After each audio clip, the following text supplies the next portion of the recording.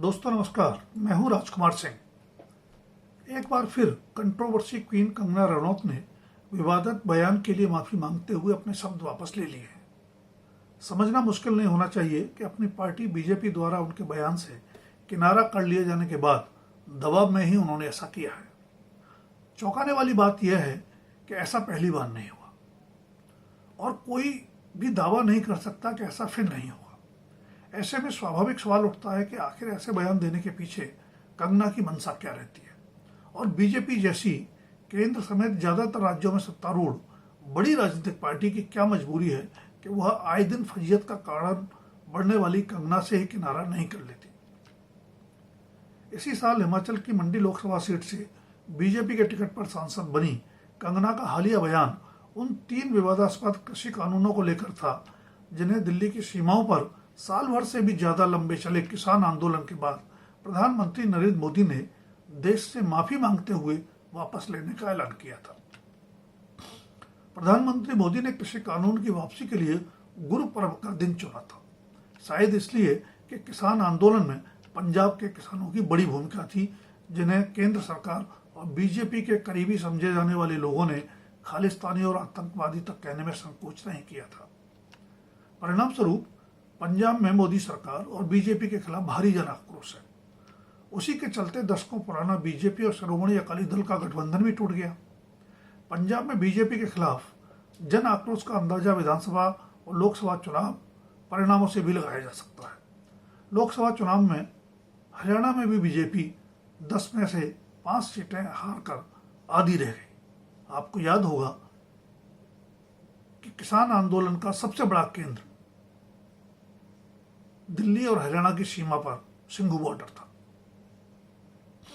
इन चुनावी झटकों से सबक लेकर ही सही प्रधानमंत्री मोदी किसानों की नाराजगी दूर करने के लिए कोशिश कर रहे हैं, लेकिन कंगना रनौत सरीखे उनकी पार्टी के ही बड़बोले सांसद उनकी कोशिशों को पलीता लगाने से चूक नहीं रहे। बीजेपी से बड़े दबाव के बाद सफाई में कंगना ने दावा किया कि पिछले कुछ दिनों से लोगों ने कृषि कानूनों पर उनकी राय मांगी थी, इसलिए उन्होंने कहा कि किसानों को खुद प्रधानमंत्री से अनुरोध करना चाहिए कि वे वापस ले लिए गए तीनों विवादास्पद कृषि कानूनों को फिर से लागू करें।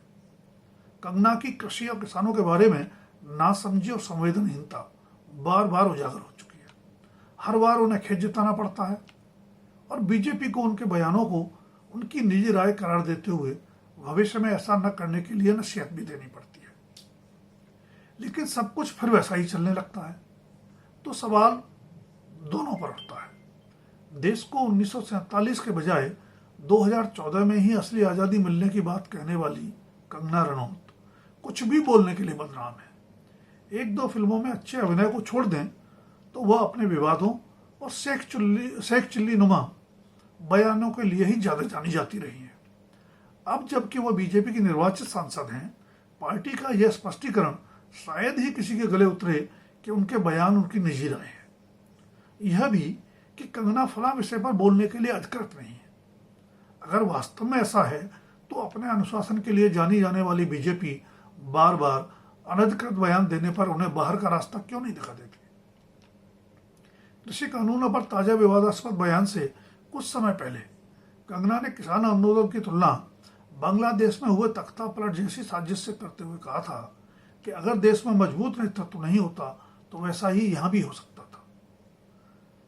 ऐसा गैर जिम्मेदार बयान देने के बावजूद बीजेपी ने उसे कंगना की निजी राय बताकर पल्ला झाड़ लिया और कहा कि उन्हें इस विषय पर न बोलने के लिए कह दिया गया है।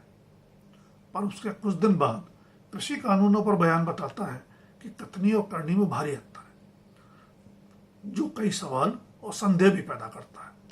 ऐसा लगता है कि अपने फिल्मी करियर में भी बेहतर अभिनय से ज्यादा विवादों के लिए चर्चा में रही कंगना रनौत को किसानों से कुछ चिढ़ है।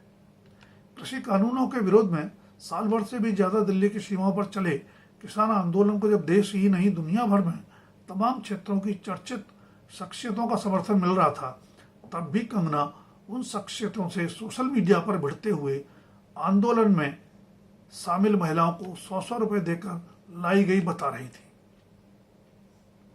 किसान आंदोलन में शामिल एक महिला की चंडीगढ़ एयरपोर्ट पर तैनात सीआईएसएफ में कांस्टेबल बेटी ने सांसद बन चुकी कंगना रनौत को यह कहते हुए थप्पड़ जड़ दिया था कि उसने उसकी मां को गाली दी थी। ध्यान रहे कि बीच में कंगना ने किसान आंदोलन में हत्या और बलात्कार होने के आरोप भी लगाए थे।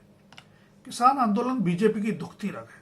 वो पहला मौका था जब प्रधानमंत्री नरेंद्र मोदी ने अपनी सरकार का कोई फैसला जन आंदोलन के दबाव में वापस लिया था। जाहिर है उसका कारण भारी चुनावी नुकसान की आशंका ही थी। किसान आंदोलन के दौरान 700 से भी ज्यादा किसानों की मृत्यु भी हो गई थी। 2022 के उत्तर प्रदेश विधानसभा चुनावों से कुछ ही महीने पहले तीनों कृषि कानून वापस लिए गए, लेकिन पश्चिमी उत्तर प्रदेश में बीजेपी चुनावी नुकसान से बच नहीं सकी। कानून वापसी के समय किसानों की एमएसपी की कानूनी गारंटी जैसी मांगों पर कमेटी बनाकर कुछ वायदे किए गए थे, लेकिन उनका परिणाम 2024 भी 3/4 गुजर जाने के बावजूद कम से कम किसानों को तो नहीं पता। लोकसभा चुनाव में हाफ रह गई बीजेपी की मुश्किलें विधानसभा चुनाव में भी जगह जगह हो रहे उसके उम्मीदवारों के विरोध से समझी जा सकती है। फिर भी अगर खुद को हर विषय का विद्वान समझने वाली कंगना बार बार किसानों के जख्मों पर नमक छिड़क रही हैं, तो जाहिर है कि वो बीजेपी का भला तो हरगिज नहीं कर रही। और ज्यादा रहस्यमय सवाल यह है कि उसके बावजूद बीजेपी उन पर मेहरबान क्यों बनी हुई है। अगर मोदी सरकार हरियाणा विधानसभा चुनाव में सिख समुदाय के गुस्से से बचने के लिए कंगना की बहुचर्चित फिल्म इमरजेंसी को लटकवा सकती है रिलीज होने से, तो फिर मोदी की बीजेपी कंगना को खामोश रहने का हुक्म वास्तव में क्यों नहीं सुना देती।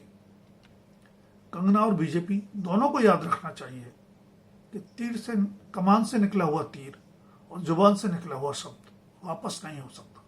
यह भी कि तीर से ज्यादा गहरा जख्म शब्द देते हैं। चुनावी और राजनीतिक हानि लाभ से परे भी देखें तो सांसद बनने के 4 महीने से भी कम समय में कंगना ने अपनी बयानबाजी से साबित कर दिया है कि वह दरअसल विश्व के सबसे बड़े लोकतंत्र के सबसे बड़े मंदिर के लायक हैं ही नहीं। इसलिए इस कंट्रोवर्सी क्वीन कंगना से बीजेपी जितनी जल्दी निजात पालेगी खुद उसके लिए भी अच्छा रहेगा। दोस्तों, अगर वीडियो पसंद आए तो लाइक, शेयर और सब्सक्राइब अवश्य करें। धन्यवाद। अभी के लिए इतना ही। जल्द फिर मिलेंगे किसी नए विषय के साथ।